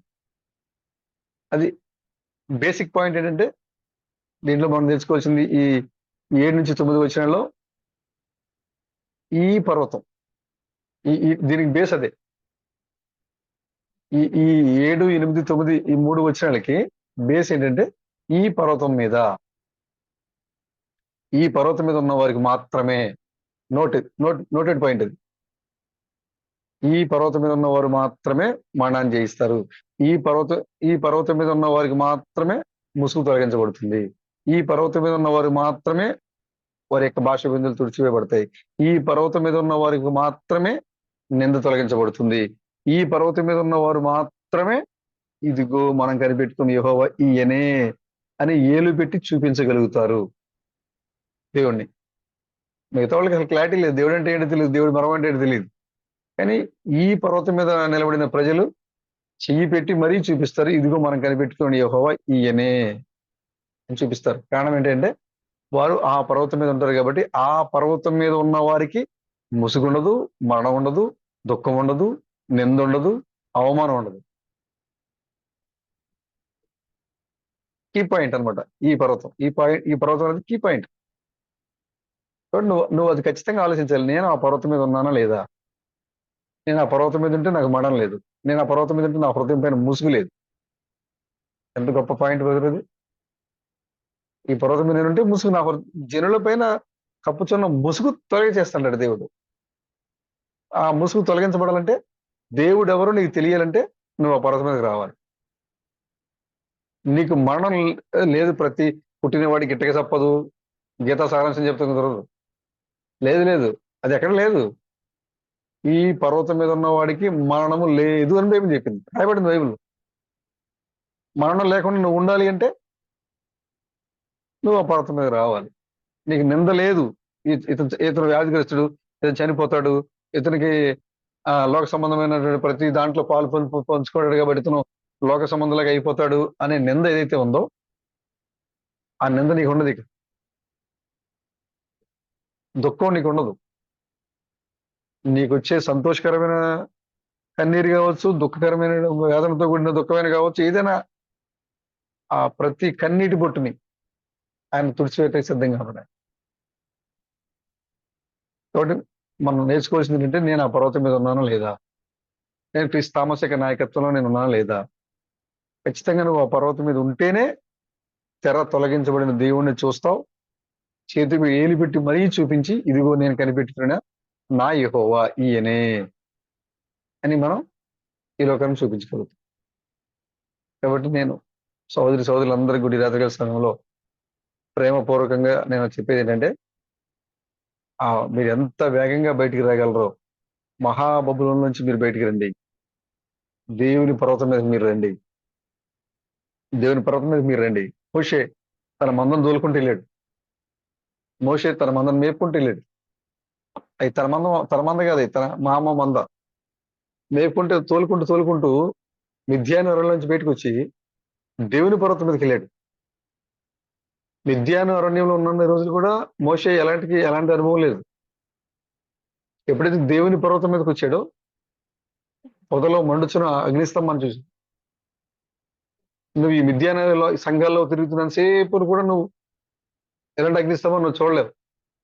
ఈ మిద్యాన అరణ్యంలో ఈ సిఎస్ఐ ఒక మిద్యాన అరణ్యం, పెంతుకోస్తు ఒక మిద్యాన అరణ్యం, బ్యాప్టిస్టు, లూథరన్స్, చర్చ్ ఆఫ్ క్రైస్ట్లు ఇవన్నీ కూడా ఒక మిద్యాన అరణ్యాలు. ఇవన్నీ కూడా సెవెంత్ డే ఆఫ్ అడ్వెంటిస్టులు ఇవన్నీ కూడా మిద్యాన అరణ్యాలు. మందలు ఉంటాయి, ఉపయోగం లేదు. నువ్వు ఎప్పుడైతే ఆ మందలను తోలుకుంటూ నువ్వు ఎప్పుడైతే దేవుని పరిశుద్ధ పర్వతానికి వస్తావో, దేవుని పర్వతానికి వస్తావో, పొదలో మండుచున్న అగ్నిస్తంభాన్ని, ఇశ్రాయేలు నడిపించిన మేఘస్తంభాన్ని, దేవుని యొక్క స్వరాన్ని ముఖాముఖిగా వినగలుగుతావు, నిదానించి వినగలుగుతావు. ఎప్పుడైతే మోషే అని పిలిచాడో, మోషే ఏం అనుభవం లేదు ఆయనకి, ఎప్పుడు ఆయనతో ఏం మాట్లాడలేదు. ఎప్పుడైతే పొదల నుంచి ఒక స్వరం వచ్చిందో మోషే బ్రడంగా చెప్తున్నారు, మోషే ఎప్పుడైతే స్వరాన్ని విన్నాడో ఆ వాయిస్ కి మోషే సరెండర్ అయిపోయాడు. ఆ పర్టికులర్ వాయిస్, ఆ వాయిస్ పొదల నుంచి వచ్చిందా, గుడాల నుంచి వచ్చిందా, యేసు శరీరం నుంచి వచ్చిందా, థామస్ గుడాల నుంచి వచ్చిందా, ప్రేమ్ బ్రదర్ నుంచి వచ్చిందా, రాజు బ్రదర్ నుంచి వచ్చిందా, సతీష్ బ్రదర్ నుంచి వచ్చిందా, అది కాదు పాయింట్. ఆ వచ్చే వాయిస్ అది దేవుడిదే కదా. మోషే మరి ఈ గాలిలోంచి వాయిస్ వచ్చేస్తుంది, ఇది ఏంటిది గాలి దెయ్యమా, ఎడారి దెయ్యమా అని భయపడలేదు. కానీ ఎప్పుడైతే ఆ మండుచున్న పొదలోంచి ఆకర్షించిందో, దగ్గరికి వెళ్ళాడో, స్వరం వినబడిందో, స్పష్టంగా చెప్పారు, మోషే ఆ స్వరానికి లోబడిపోయాడు. మీరు ఆయన స్వరమును వినుడి. క్రిస్ప గారి సందేశం. మనం చూడాల్సింది ఏంటంటే దేవుడు ఎక్కడ ఉండి మాట్లాడుతున్నాడు, ఆ స్వరం దేవుందా కాదా అది మనం వినాలి. ఆ చర్మం మనకు చర్మంతో మనకు పని లేదు. వీళ్ళు చర్మాన్ని పట్టుకున్నారు కాబట్టి ఏసు ఒక దేవుడు, లేదా ఇంకొక దేవుడు, ఇంకొక దేవుడు అనుకుంటారు వాళ్ళు. ఇంక ఏసు దగ్గరే ఆగిపోయారు వాళ్ళు. దేవుడు ఏసులో దేవుడు మాట్లాడు కాబట్టి అక్కడ ఆగిపోయారు. దేవుడు బెణాలో మాట్లాడారు కాబట్టి అక్కడ ఆగిపోయారు. దేవుడు థామస్ లో మాట్లాడారు కాబట్టి అక్కడ ఆగిపోతున్నారు. కానీ దేవుడు గుడాలను మార్చుకుంటూ వచ్చాడు ఆయన. కాబట్టి మనం చూడాల్సింది ఏంటంటే ఆ స్వరం ఎక్కడి నుంచి వచ్చింది. చూడండి, మోషకి బాడీ లేదు, మోషకి స్వరం అన్నాడు. మోష అబ్రాహాంకి బాడీ లేదు, అబ్రాహాం కూడా బాడీ లేదు. బ్రెండంగా తీసింది అబ్రాహాం కూడా బాడీ లేదు. దేవుడు చూడలేదు. ఈ శరీరం నిలువుటంగా చేసుకున్న శరీరం నుంచి 2 చేతులు అడ్డు పెడుతాడు, దాంట్లో కిరణాలు బయటకు వచ్చి అబ్రామా నా కుమారుడా నువ్వు బయటికి రా అంటా ఉంటే అప్పుడు లైటింగ్ బయటకు వచ్చి ఓహో ఈయన దేవుడే నిలువుటంగి తెల్లగా దగదగా మెరిసిపోతున్నాడు. మన ఆరా ఒకటి పెద్ద ఆరా లైటింగ్ వచ్చేస్తుంది, చేతుల్లోంచి కిరణాలు వచ్చేస్తున్నాయి కాబట్టి ఇది మెస్సయా, ఈయన దేవుడు, ఈయన యెహోవా అని అబ్రాం అనుకోలేదు. స్వరం వినపడింది, అబ్రాంకి అర్థమైపోయింది. ఎప్పుడు వినలేదు ఆ స్వరం. ఆ స్వరం తను ఇంతకు ముందు విన్న దేవుడి గురించి, తను ఇంతకు ముందు విన్న ఆ స్వరాల కన్నా భిన్నమైన స్వరాన్ని అబ్రహాం విన్నాడు కాబట్టి ఆ స్వరం మృదువైంది, మెలనైంది. ఆ స్వరం ప్రేమ కలిగిన స్వరం కాబట్టి ఆ స్వరం వినేసరికి అబ్రహాం లోబడిపోయాడు. ఎంతగా లోబడిపోయాడంటే తనకున్నటువంటి ఆస్తిని, తనకున్న బంధువుల్ని, సమస్తాన్ని అక్కడికి విడిచిపెట్టి వచ్చేసాడు. ఆ స్వరం యొక్క ఫలితం, ఆ స్వరం యొక్క ప్రభావం అలాంటిది. అది దేవుని స్వరం అంటే. అది యేసుక్రీస్తు శరీరంలో వచ్చి వచ్చిందా, బ్రహ్మంగా ఉడర నుంచి వచ్చిందా, థామస్ ఉడర నుంచి వచ్చిందా, అది కాదు అబ్రహాం సంతానం చూసేది. ఆ స్వరం దేవుందే కదా, అదే మనం చూసేది. ఆ వాక్యము యేసుక్రీస్తే కాదా, ఆ వాక్యము ఆల్రెడీ ఏలియా వర్తమానంతో మ్యాచ్ అయిందా లేదా, ఆ వాక్యము మోషేతో మ్యాచ్ అయిందా లేదా, ఆ వాక్యము యెహోషువకి మ్యాచ్ అయిందా లేదా, ఆ వాక్యము మోషేకి మ్యాచ్ అయిందా లేదా, ఆ వాక్యము మన మొదటి పురుషుడైన ఆదాముతో మ్యాచ్ అయిందా లేదా, ఆ వాక్యము కలుగునుగాక ఆది యందు అన్న వాక్యంతో మ్యాచ్ అయిందా లేదా, అది మనం చూడాల్సింది. పాస్టర్ గారు సూట్ వేసుకున్నాడా, ప్యాంట్ వేసుకున్నాడా, కార్ వేసుకొచ్చాడా, బండి వేసుకొచ్చాడా, ట్రైనింగ్ పొంది సాగదీసి మాట్లాడుతున్నాడా, ఇది కాదు మనం చూడాల్సింది. అబ్రాంకి ఏ శరీరం లేదు, స్వరాన్ని గుర్తుపెట్టాడు. మోషకి ఏ శరీరం లేదు, స్వరాన్ని గుర్తుపెట్టాడు. అలా ఏలియా, యోహాను, వీళ్ళంతా వాళ్ళు ఏం చూడలేదు. వాళ్ళు ఆ మృదువైన ఆ స్వరాన్ని వినేసరికి వాళ్ళకి అర్థమైపోయింది ఇది దేవుని స్వరం. కాబట్టి ఇప్పుడు కూడా సంఘంలో దేవుడు మాట్లాడుతున్నాడు. ఏ సహోదరుల నుంచి మాట్లాడుతున్నాడు తెలిసిపోతుంటుంది. మరి ప్రేమ బ్రదర్ నుంచి మాట్లాడుతున్నారా, సతీశ్వర్ నుంచి మాట్లాడుతున్నారా, లేకపోతే ఈ విద్యానారణ్యంలో ఎక్కడి నుంచి మనకు ఆ స్వరం వినబడుతుంది. విద్యానారణ్యంలో లేకపోతే మధ్య మనం దేవుని పట్టణానికి వెళ్ళిపోవాల్సిందే. స్వరం, ఆ స్వరానికి లోబడిపోవాలి. స్వరం ఏం చెప్పినా అది మనం అంతకుముందు మనం నమ్మిన సిద్ధాంతానికి ఆ స్వరం చెప్పే మాట ఎంత భిన్నంగా ఉన్నా సరే దాన్ని విడిచిపెట్టి మనం ఆ స్వరం లోబడిపోవాలి. అంతకుముందు మనం వినలేని విధంగా ఆ వాక్యం ఉన్నా సరే మనం దాన్ని లోబడవలసింది. ప్రియమైన సోదరులారా, ఎంత వేగంగా మీరు ఆ బొబ్బలోంచి బయటికి రాగలరో పరిగెట్టి మీరు బయటికి రండి. దేవుని పర్వతం దగ్గరికి రండి. మీతో మాట్లాడడానికి ఆయన స్వరం సిద్ధంగా ఉంది, ఇంకా ధ్వనిస్తూనే ఉంది. శపించబడిన ముళ్ళ చెట్టు శపించబడింది. శపించబడినటువంటి ముళ్ళ చెట్టు మధ్యలోంచి దేవుని స్వరం బయటకు వచ్చింది. శపించబడిన మన శరీరంలోంచి, హృదయంలోంచి, మన శరీరం మధ్యలోంచి దేవుని స్వరం బయటకు వచ్చింది. సహోదరుల్లోంచి దేవుని స్వరం బయటకు వస్తుంది. సహోదరుల నుంచి దేవుని స్వరం, శపించబడిన మానవుల్లోంచి దేవుని స్వరం వస్తాం. అది ఎప్పుడే అంటే దేవుని పర్వతం దగ్గరికి రావాలి మనం. దేవుని పర్వతం అనే పిలువబడిన ప్రాంతానికి మోషే వచ్చినప్పుడు దేవుణ్ణి ముఖాముఖిగా చూడగలిగాడు, మాట్లాడగలిగాడు. శరీర రూపం కాదు, దేవుని యొక్క అసలు రూపం చూశాడు ఆయన మోషే. శరీరంలో చూడాలి దేవుడు మోషే అసలు రూపం. అడిగాడు, ప్రభు నాకు కనబడంటే కాదనలేకపోయాడు. భిన్నంగా చెప్తున్నారు. మోషే అడుగుతున్నాడు, మాటిమాటికి అడుగుతున్నాడు, ప్రభు నాకు ఒకసారి కనపడు, నువ్వు ఎలా ఉంటావో నేను చూడాలి, నువ్వు ఎలా ఉంటావో నేను చూడాలి. మనందరికీ ఉంటుంది కదా, మన దేవుడు ఎలా ఉంటాడో చూడాలని మనందరికీ ఉంటుంది కదా, అది ఒక యాంగ్జైటీగా ఉంటుంది మనకి. దేవుడు ఎలా ఉంటాడు, ఎలా ఉంటాడు, ఎలా ఉంటాడు. ఇన్ని సంవత్సరాలుగా మనం ఎదురు చూస్తున్నప్పుడు ఆయన ఒకసారి ఆయనతో మాట్లాడే అవకాశం వస్తే మనం కూడా అడుగుతాం మోసేలాగా, అయ్యా నువ్వు ఒకసారి నాకు కనపడు అంటాం. మోసే కూడా అలాగే కనపడినప్పుడల్లా అడుగుతున్నాడు, మోసే నాకు ఇద్దరు నాకు కనపడు, నాకు నేను చూడలేదు. అయ్యో మోసే నువ్వు నన్ను చూస్తే నువ్వు తట్టుకోలేవు అని, ఎందుకంటే నువ్వు కటకబడని విమోచన లేని రక్షణ లేని శరీరంలో నీవు ఉన్నావు, రక్షణ విమోచన లేని శరీరంలో నీవు ఉన్నావు, కాబట్టి నువ్వు నన్ను చూస్తే తట్టుకోలేవు అని చెప్తే కూడా వింటలేదు మోసే. లేదు లేదు నేను చూస్తాను అని చెప్పి అప్పుడు ఏం చేశాడు దేవుడు? అప్పుడు ప్రభు ఏం చేశాడంటే ఒక బండ సందులో తీసుకెళ్లి దానికి మళ్ళీ చెయ్యి అడ్డం పెట్టి, ఇక్కడ చెయ్యి అడ్డం పెట్టింది ఆయన, అక్కడ నడుచుకుంటూ వెళ్ళేది ఆయన. మోసే చూస్తూ ఉంటే దానికి చెయ్యి అడ్డం పెట్టాడు, బండ సందులో చూడమన్నాడు ఆయన, చెయ్యి అడ్డం పెట్టాడు. దాని ఎదురుగా నడుచుకుంటూ ఆయన వెళ్తా ఉంటే మోసే దాన్ని చూసి కొడిపోయాడు కళ్ళు తిరిగి. అలాంటి దేవుడు మోసే చూసింది, చూడలేకపోయాడు మోసే. ఏదో కొద్ది బాగా ఏదో చూస్తేనే తట్టుకోలేకపోయాడు, పడిపోయాడు ఆయన. ఆయన ఒక 7 రోజుల పాటు మేఘంలో ఉన్నది, 40 రోజుల పాటు మేఘం కింద ఉన్నందుకు మోసే ముఖం అంతా ప్రకాశించిపోయింది. కొద్ది దినాలు మేఘం కింద ఉండి మాట్లాడి కిందకు వస్తే ముఖం అంతా ప్రకాశవంతంగా మారిపోయింది. మరి 1963 సంవత్సరం నుంచి మనం మేఘంలోనే ఉంటున్నాం. మనం 1963 సంవత్సరం నుంచి ఇప్పుడు ఈ క్షణం వరకు మనం మేఘంలోనే ఉంటున్నాం. మరి మన ముఖం ఎంత ప్రకాశవంతంగా ఉండాలి? తగ్గిపోని మహిమ. మోసే దిగి వస్తా ఉంటే కింద ఉన్న ఇజ్రాయెల్ ప్రజలు చూడలేకపోయారు మోసే ముఖాన్ని. కింద ఉన్న ఇజ్రాయెల్ ప్రజలు మోసే ముఖాన్ని చూడలేకపోయారు. తగ్గిపోని మహిమతో దిగి వచ్చాడు మోసే. మరి ఇప్పుడు మేఘం నుంచి దిగి వచ్చే నీ ముఖం ఎలా ఉండాలి? ఇప్పుడు తగ్గిపోని మహిమతో నీ వైపు చూసినప్పుడు మనుషులు చూడలేకపోవాలి. నీలో ఉన్న ప్రేమ, నీలో ఉన్న వాక్యము, నీలో ఉన్న క్రీస్తత్వము, నీలో ఉన్న ప్రతిదీ కూడా చూడలేదు ఈ లోకం. ఆ ప్రభావం చూడలేదు ఈ లోకం.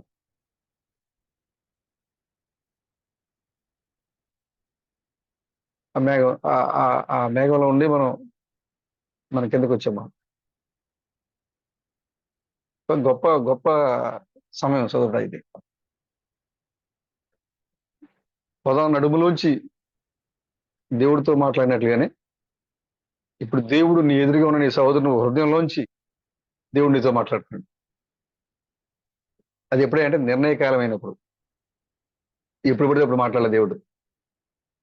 నిర్ణయకాలమైనప్పుడు. యెషయా గ్రంథంలో యెషయా చెప్పినట్లుగా యెహోవా మీకు దొరుకు కాలమందు ఆయన వెతుకుడి. 400 సంవత్సరాలు చాలా మంది యెహోవాని ఐగుప్తులో వెతికారు, కానీ ఎవరికి సమాధానం రాలా. కానీ నిర్ణయకాలం వచ్చినప్పుడు ఒక ఆయన ప్రార్థన చేశాడు, అమ్రాము. సమాధానం వచ్చింది. యెహోవా దొరుకు కాలం ఇది అని మీరు ఎదికి మీరు పట్టుకోండి అని యెషయా అంటాడు. కాబట్టి ఇది దేవుడు విరివిగా దొరికే కాలం అని చెప్తారు బ్రహ్మ గారు. విరివిగా దొరికే కాలం అంటే ఇప్పుడు మోసే నేను చూస్తా అంటే కుదరదు, నువ్వు చూడలేవు అని అడ్డగించాడు దేవుడు. కానీ ఇప్పుడు దేవుడు నీవు నన్ను చూడు అని దేవుడు పిలుస్తుంటే అబ్బో ఇప్పుడు నేను చూడలేను, నువ్వు వెళ్ళిపోతున్నావు. ఎంత తేడా ఉందో చూడండి మోషేకి మనకి. ఆ పర్వతం మీదకి వచ్చిన మోషేకి నేను దేవుని చూడాలి అని ఆశ ఉంది. ఈ పర్వతం మీద ఉన్న నీకేమో ఆయన నన్ను చూడు, నేను ఉన్నది ఉన్నట్టుగా నీకు ప్రత్యక్షమైపోయా. మోషే నాకు కనబడు ప్రభు అంటే నేను కుదరదని చెప్పి అడ్డుకున్నా నేను, కానీ నీ కనబడతాని చెప్తున్నా. కారణం ఏంటంటే మోషేకి రక్షణ విమోచన లేదు, అక్కడ ముద్రలు పగలగొట్టబడలేదు, మోషేకి ఉరుములేక రహస్యం బయలుపరచబడలేదు, మోషే కోసం 7 దూతలు రాలేదు, మోషే కోసం 7 దేవుని కుమారులు రాలేదు. నీకోసం వచ్చాడు. నీకు రక్షణ ఇచ్చాడు దేవుడు, విమోచన ఇచ్చాడు దేవుడు, ముద్రలు పగలగొట్టాడు, ఉరుములేక రహస్యాన్ని బయలుపరిచాడు. 7 దూతల యొక్క సముదాయ వర్తమానంతో నిన్ను దేవుడు ఒక మహోన్నతమైన వ్యక్తిగా కళాఖండంగా దేవుడు నిన్ను రూపొందించాడు. ఇప్పుడు నీవు ఎలా ఉంటావు? ఇప్పుడు నీవు దేవుడు ఎలాగైతే ఉన్నాడో, ఏ రూపంతో అయితే ఉన్నాడో యాజ్ ఇట్ ఈజ్ గా అదే రూపాన్ని సంతరించుకుంటాం మనం. మోషే ఆ రూపంలో లేడు కాబట్టి, ఆ పోలికలకు మార్చబడలేదు కాబట్టి మోషే దేవుడిని చూడలేకపోయాడు, చూడలేదు దేవుడు, చూడలేవు, నువ్వు తట్టుకోలేవు అన్నాడు ఆయన. కానీ ఇప్పుడు నువ్వు ఆ స్థితికి వెళ్ళిపోయావు, ఇప్పుడు నువ్వు ఉండగలుగుతావు. కాబట్టి ఇప్పుడు నన్ను చూడమంటున్నాడు దేవుడు. ఇప్పుడు నేను ఎలా ఉన్నాను ఇప్పుడు నన్ను చూడు. సమీపింపరాని వెలుగులో ఉన్న దేవుడు ఇప్పుడు నువ్వు చూడగలుగుతావు, నువ్వు తాగలుగుతావు. ఎంత వ్యత్యాసం చూడండి. ఆయన నేను చూస్తుంటే వద్దన్నాడు. నువ్వు చూడవయ్యా అంటే చూడలేకపోతున్నాడు. దేవుడు నన్ను చూడు అని పిలుస్తుంటే దేవుడు మనం చూడలేకపోతాం. ఎందుకంటే రక్షణ పొందుకున్నాం. ఎంత గొప్ప ఈ కాలంలో వచ్చిన ప్రజలకి ఎంత గొప్ప ధనికరమైన ప్రజలు చూడండి బ్రదరు. రక్షణ, విమోచన క్రీస్తు తామస్ కంటే కూడా గొప్ప భాగ్యాన్ని ధనిత దేవుడు నీకు ఇచ్చారు. ఎలాగంటే థామస్ కి చెప్పారు, యేసుక్రీస్తు వాక్యాన్ని నమ్మిన వాళ్ళకి రక్షణ ఉంది, క్రీస్తు బిడ్డ వాక్యాన్ని నమ్మిన వాళ్ళకి రక్షణ, విమోచన ఉంది. ఇప్పుడు ఏదైతే ఉరుములేఖ రహస్యము పరిపూర్ణంగా విమోచన ప్రణాళిక బయలుపరచబడలేదు, ఏదైతే ఉరుములేఖ రహస్యం బయలుపరచబడుతుందో ఈ ఉరుములేఖ రహస్యములో కొంచెంగా బయలుపరచబడిన ఈ ఉరుములేఖ రహస్యాన్ని పరిపూర్ణంగా గ్రహించే ప్రజలు ఎవరైతే ఉంటారో వారు పరిపూర్ణమైన మానవులు. వాళ్ళు యేసుక్రీస్తు పరిపూర్ణమైన మానవుడు, ఎందుకంటే మనిషి ప్రమేయం లేదు. క్రీస్తు బ్రహ్మము పరిపూర్ణమైన మానవుడిగా చేశాడు దేవుడు. పరిపూర్ణమైన మానవుడిగా మార్చాడు ఆయన. మార్చి ఆయనలో నివాసమై ఉండి విమోచన కార్యాన్ని పూర్తి చేశారు అక్కడ ముద్రలు పగలగొట్టి. క్రీస్తు బ్రహ్మము రక్షణ, విమోచన పొందుకున్న మొదటి మానవుడు. ఉరుములేఖ రహస్యాన్ని తరగతానికి గ్రహించిన వ్యక్తి అన్నాడు ఆయన. కానీ ఆయన స్థానం ఏంటో అనేది పూర్తిగా పెళ్లి కుమార్తె చెప్పాలి.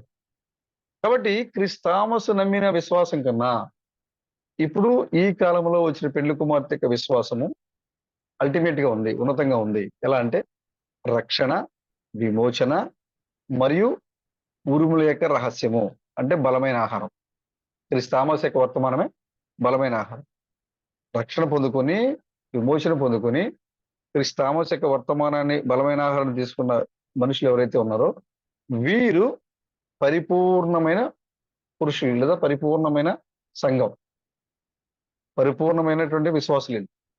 ఇప్పుడు ఈ పరిపూర్ణమైన విశ్వాసులు దేవుడు ఎలా ఉన్నాడో అలా మారిపోయారు. వీళ్ళు దేవుడు ఎలా ఉన్నారో అలా మారిపోయారు. కాబట్టి ఇప్పుడు మోషే లాగా నీకు అడ్డంకి లేదు. ఇప్పుడు మోషేకైతే అడ్డంకి ఉంది, నేను చూస్తా అంటే చూడండి దేవుడు. కానీ నీకు ఇప్పుడు అడ్డంకి లేదు. కారణం ఏంటంటే నువ్వు దేవుళ్ళకి మారిపోయావు కాబట్టి నువ్వు చూడొచ్చు ఇప్పుడు ఆయన. ఇంకప్పుడు నేను ఏ బండ సందులోంచి నీకు చూపించక్కర్లా, ఏ చెయ్యి పెట్టి దాంట్లోంచి దేవుడు నిన్ను తను బయలుపరుచుకోకర్లా. పరిపూర్ణంగా ఎలాగైతే ఉంటాడో అలాగే మనకు ప్రత్యక్షం. తెర తొలగించబడిన దేవుడు అంటే ఇంకంతే బ్రదర్. ఇక ముసుగు తొలగించబడిన దేవుడు అంటే ఇప్పుడు దాకా ముసుగులో ఉన్న దేవుడు ముసుగు తొలగించుకున్నాడు. ఎందుకంటే తన ప్రజలు కూడా అలాగే అయిపోయారు కాబట్టి, అలా వచ్చేసారు కాబట్టి. మోషే చూస్తానంటే దేవుడు చూడనివ్వలేదు. ఇప్పుడు నిన్ను చూడు, నేను ఎలా ఉన్నానో, నేను ఎలా తెలుసుకో, నేను ఏమైనానో పూర్తిగా తెలుసుకో అని దేవుడు చెప్తుంటే చూడడానికి నీకు ఏం లేదు. చాలా భయంకరమైన కార్యం. మీరందరూ కూడా మిథ్యా నగరం నుంచి బయటకు వచ్చేయండి, దేవుని పర్వతం మీదకి రండి. ఆ దేవుని పర్వతం మీద ముసుగు తొలగించబడుతుంది. దేవుడితో మాట్లాడతావు, ముఖాముఖిగా చూస్తావు, నింద తొలగించబడుతుంది, మరణం ఎగిరిపోతుంది. నీ దుఃఖము, నీ ముఖం మీద ఉన్న బాష్ప బిందువుల్ని దేవుడు తన స్వహస్తాలతో తుడిచివేయబోతున్నాడు. ఇక నీ కళ్ళ వెంట వేదనకరమైన కన్నీరు చుక్కను కూడా నువ్వు వెదల్చలేవు. అలాంటి నిత్య సంతోషం నీ తలపైన ఉంచబోతున్నాడు దేవుడు. ప్రియమైన సహోదరులారా, మీరు ఎంత వేగంగా పరిగెట్టి మహాబబులోంచి బయటికి రాగలరు? మీరు బయటికి రండి. ఆ వర్తమానికుడు లోతు కుటుంబాన్ని ఎలాగైతే చేయి పట్టుకుని బయటకు తీసుకొని వచ్చారో సొదొమలోంచి, అలాగే ఇప్పుడు ఈ కాలే వర్తమానికుడు క్రిస్ బెణం యొక్క సందేశము, క్రిస్ థామస్ యొక్క సందేశం ఇంకా రేపు వెళ్దాంలే, రేపు చూద్దాంలే, ఇంక చదువుదాంలే, ఆరాధనకి తర్వాత వెళ్దాంలే, మళ్ళీ వారు వెళ్దాంలే అని నిర్లక్ష్యంగా ఉన్నటువంటి యొక్క సంఘాన్ని ఈ వర్తమానం హెచ్చరిస్తూ చేయబట్టుకుని మనందరం కూడా ఈ సుధములోంచి బయటికి లాక్కొస్తాం. ఎందుకంటే ఇది నాశనం అయిపోతుంది ఈ లోకం. కాబట్టి మీరు ఈ స్వరానికి లోబడండి, క్రిస్ థామస్ యొక్క వాక్యానికి మీరు లోబడండి. ఆ స్వరం హెచ్చరిక చేస్తా ఉంది. ఎంత వేగంగా మీరు రాగలరు అంత వేగంగా మీరు పరిగెట్టుకుని బయటకు వచ్చి దేవుని పర్వతం మీదకి మీరు వచ్చి నిలబడి దేవునితో ముఖాముఖిగా మాట్లాడాలని. అంటే దేవునితో అంటే నీ ఎదురుగా ఉన్న నీ సహోదరుడితో మాట్లాడమే. ఇదిగో మనం కనిపెట్టుకుని యెహోవా ఇదిగో నా సహోదరులో ఉన్నాడు, నా సహోదరిలో ఉంది అని ఎప్పుడైతే మనం అలా ఆ గొప్ప సత్యాన్ని మనం తెలుసుకోగలుగుతామో ఇంకా మనకి ఇక దేవుడు అంటే ఇక మనం మరుగ్గా లేడే, ఎక్కడ లేడే మనకైనా, మన దగ్గరే ఉన్నాడు. కాబట్టి ఈ రాత్రికాల సమయంలో సహోదరులందరినీ కూడా మరి నేను ప్రేమపూర్వకంగా చెప్పేది అదే, మీరందరూ కూడా మిద్యాను అరణ్యాన్ని విడిచిపెట్టండి. సిఎస్ఐ మిద్యాను, పెంతుకొస్తు మిద్యాను, ఈ మిద్యానే అనే అరణ్యాన్ని, అరణ్యంలో తిరిగినంతసేపు, ఆచారాల్లో తిరిగినంతసేపు, సిద్ధాంతాల్లో తిరిగినంతసేపు, అసూయతో తిరిగినంతసేపు, కలహాలతో తిరిగినంతసేపు, శత్రుత్వంతో, సహోదరులపైన ద్వేషంతో తిరిగినంతసేపు నువ్వు పొదలో మండుచున్న అగ్ని స్తంభాన్ని నువ్వు చూడలేవు. నీ సహోదరుని యొక్క హృదయంలో మండుచున్న ఉజ్జీవాన్ని నువ్వు చూడలేవు. నువ్వు మిద్యాను అరణ్యాన్ని విడిచిపెట్టి దేవుని పర్వతం మీదకి రా. అప్పుడు నువ్వు దేవుని ముఖాముఖి చూడగలుగుతావు. ఆ పర్వతం మీదకి వచ్చేయండి. ఆ పర్వతం మీద నిత్య సంతోషము, నిత్య ఆనందం ఉంది. ఆమె God bless you there. Noah లాగా మీ పని మీరు చేసుకుంటూ వెళ్ళిపోతున్నారు. నోవా కూడా అంతే, ఎవరితో సంబంధం లేదు, ఆయన పని ఆయన చేసుకుంటూ వెళ్ళిపోతున్నాడు. అవునన్నా. ఆ? వాటర్ రెడీ అయిపోయింది, నోవా వాడగట్టేసాడు. మీరు వాడగట్టారు. ఇప్పుడు తెలుసా బ్రదర్, మీరు కూడా వాడగట్టారు. వాడ అక్కడ నోవాహు ఒక్కడే వాడగట్టాడు అనుకుంటున్నారా? నోవాహు ఒక్కడే వాడగట్టారు అనుకుంటున్నారా? అదేనన్నా. ఇప్పుడు మీరే కడుతున్నారు వాడ. అవునా. ఆ వాడ పేరేంటో తెలుసా? అవునా. The super church. అవును. మీరు ఏదైతే సంఘం, దేవుడు బయలుపరిచిన వాక్యాన్ని మీరు బయలుపరుస్తున్నారు, మీరు మీ ఇతర సోదరులకు మీరు సువార్త రూపంలో తీసుకెళ్తున్నారో, మీరు కూడా వాడ నిర్మిస్తున్నట్టే. అవునవునన్నా. మీరు కూడా 3 అరలుగా పెట్టి దానికి చుట్టూ చెక్కలు కట్టి కీలు పూసి, చిది సారకమానం తీసుకొచ్చి కీలు పూసి, దానికి ఆ కీలు పేరు ఏదేంటిది, రోజా ఏదో ఏం పేరు అది బ్రదర్, ప్రేమ బ్రదర్ గుర్తుందా? దానికి వాడిన చెట్టు పేరు రెజీనా.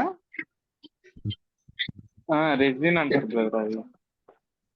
రెజీనాగా. అవునవును. దాన్ని మీరు పోస్తున్నట్టే రోజు. మీరు ఎంతమందికి అయితే వాక్యం చెప్తున్నారో అంతమందికి మీరు మీరు అంత కీలు పోస్తున్నట్టు, అంత అంత అంత చెక్కలు దాని చుట్టూ మీరు సిద్ధం చేస్తున్నట్టే. అవునన్నా. అక్కడ నోవాహు బహిరంగంగా వాడగట్టాడు. మనం కనబడని దృశ్యం, మానవ కంటికి కనబడని 3 అంతస్తులు గల ఒక నిజమైన వాడని మనం కడుతున్నాం. యేసుక్రీస్తు, క్రిస్బండం, క్రిస్తామస్ అనే 3 అంతస్తులు గల వాడని మనం కడుతున్నాం. అవును. మీరు కడుతున్నారు. ఇప్పుడు దాంట్లో మీరు ఒక నోవాహే. పురాతనమైన నావ, క్రిస్బండం గారు చెప్తున్నారు, పురాతనమైన నావ వస్తుంది, సోదరుడా సోదరుడా సోదరుడా, ఇదిగో పురాతనమైన నోవాహు నావ వస్తుంది. నువ్వు ఒక్కసారి ఒక్క దుటుకున ఎగిరి దాంట్లోకి రా, అవును. ఎగిరి దాంట్లోకి దూకేసేయి, లేట్ చేయొద్దు, నావన దగ్గరికి వచ్చింది అని చెప్తున్నారు. అంటే అర్థం ఏంటంటే వర్తమానం దగ్గరికి వచ్చిందని. ఇప్పుడు మీరు ఎంతమందికి అయితే వర్తమానం చెప్తున్నారో మీరు వాళ్ళందరి దగ్గరికి మీరు నోవాహు నావని తీసుకెళ్లారు మీరు అక్కడికి. అవునా. అర్థమైంది బ్రదర్ నేను చెప్పింది? అవునవునన్నా. ఆ నోవాహు వాడ ఎన్ని భాగాలు? 3 భాగాలు, అవునా? అవునా. ఇప్పుడు మీరు కట్టే వాడ కూడా ఎన్ని భాగాలు? 3 భాగాలు ఉందా? అవును. మొదటి భాగం ఏ భాగం? క్రీస్తు. యేసుక్రీస్తు, క్రిస్బండం, క్రిస్తామస్ అనే 3 అంతస్తులు గల పురాతనమైన నోవాహు వాడని మీరు అక్కడ భీంపూర్ పట్టణంలో మీరు తిప్పుతున్నారు దాన్ని. అవునండి.